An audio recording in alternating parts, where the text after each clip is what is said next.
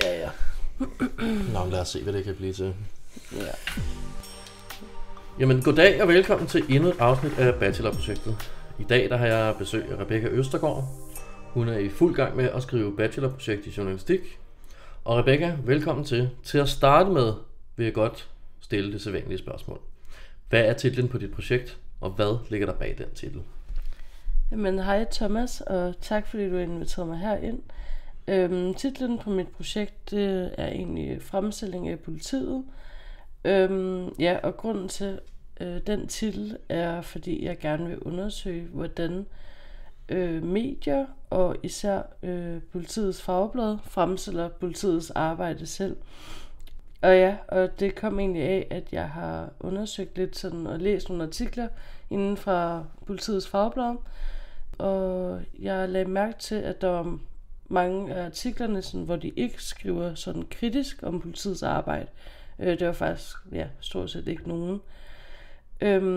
Og det synes jeg var ret interessant, hvordan det kan være. Ja, og så var der også flere eksempler, hvor de først sådan skriver om sådan problematiske politisager, sådan ligesom efter de er løst. Så det var egentlig det, jeg synes, der var rigtig interessant. Er der nogle eksempler på, hvordan de først skriver om politisager efter de er løst?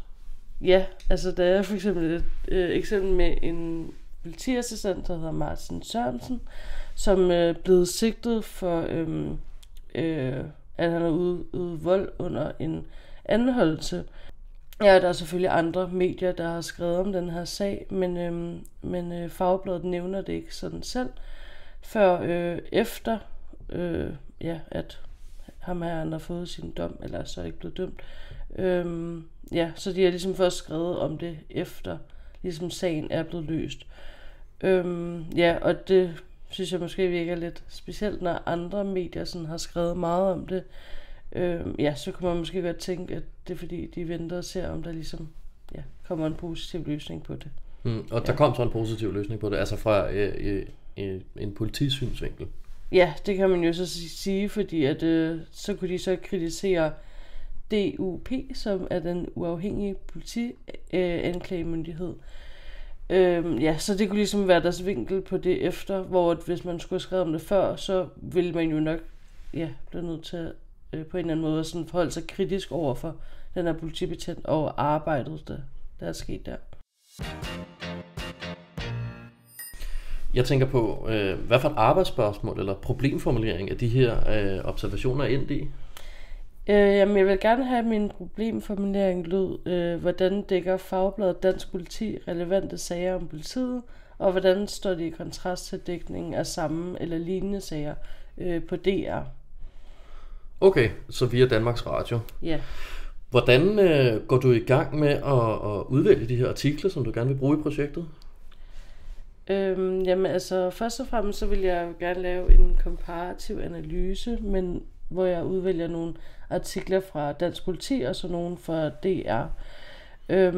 Og udvælgelsen skulle egentlig ske ved, at jeg sådan først og fremmest finder nogle sådan sager, hvor at DR har skrevet, eller hvor både DR og Dansk Politi ligesom har skrevet om de samme politisager. Ja, og så vil jeg så sammenligne dem med hinanden. Ja, og grunden til, at jeg har valgt DR, er fordi, at det er et public service medie. Så jeg tænker sådan, at de skriver sådan, eller forhåbentligvis ret nuanceret, og de har sådan en bredere læsegruppe, hvor Fagbladet det er mere sådan fokuseret på folk, der arbejder inden for politiet. Så det var egentlig fordi, at jeg gerne ville vælge 2 medier, der var sådan mest muligt usammenlignelige, hvis man kan sige det på den måde. Ja, jeg tænkte på, når du udvælger artikler fra Fagbladet, kigger du så også på, om der er nogle af dem, der rent faktisk er kritiske? Ja, det gør jeg selvfølgelig. Jeg har læst stort set alle artikler nu fra Dansk Politis Fagblad. Så sådan min måde at udvælge det på vil egentlig først og fremmest være at udvælge sager, og så egentlig så udvælge artiklerne derefter det. Og jeg vil nok sådan udvælge sådan omkring 6 artikler, så 3 artikler fra hver medie. Og så er det faktisk så tit sådan, at Dansk Fagblad, altså de udgiver jo ikke sådan på samme måde som for eksempel DR, så der er ikke så mange artikler. Så det ville faktisk typisk være sådan 3 artikler sådan under hvert emne. Så på den måde ville det måske give meget god mening. Jamen, så vil jeg rigtig gerne spørge dig, hvad for en teori regner du med at bruge for at kunne besvare problemformuleringen? Jamen, jeg vil rigtig gerne bruge framing-teori, og så lave en framing-analyse på de her artikler, jeg udvælger. Og det vil jeg egentlig gøre, fordi det skal hjælpe mig med at sådan undersøge, hvilken forståelsesramme teksten bygger på. Og i analysen vil jeg så sådan igennem teorien kunne undersøge, hvilke dele af virkeligheden der udvælges og fremhæves i teksten, og sådan for eksempel også hvilke der udlades at have med i artiklerne.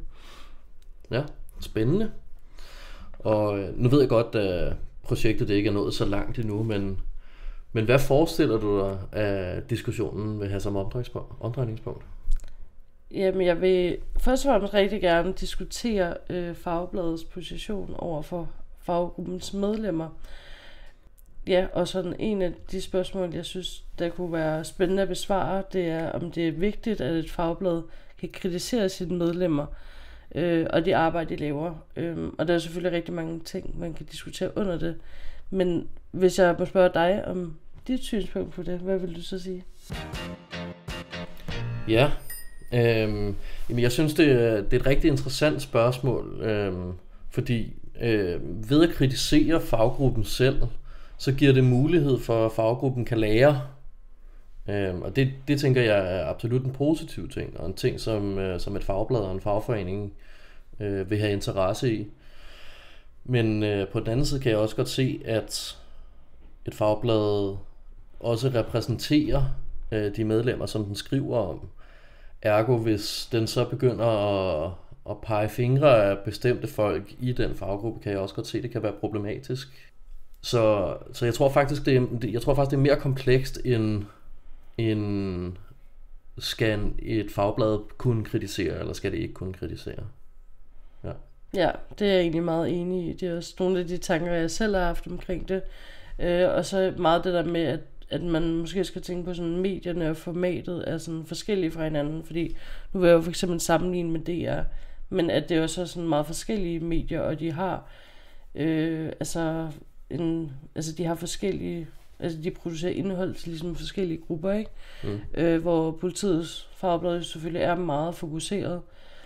Men det er jo virkelig spændende problematik, synes jeg, hvor man kan diskutere mange forskellige aspekter af det. Ja, men det lyder rigtig, rigtig spændende. Rebecca, jeg vil gerne sige tusind tak, fordi at du vil komme forbi. Du må have held og lykke med projektet. Og til jer derhjemme, der vil jeg rigtig gerne sige tak, fordi I lyttede med. Mit navn, det er Thomas Pedersen, og vi ses i næste afsnit af Bachelorprojektet.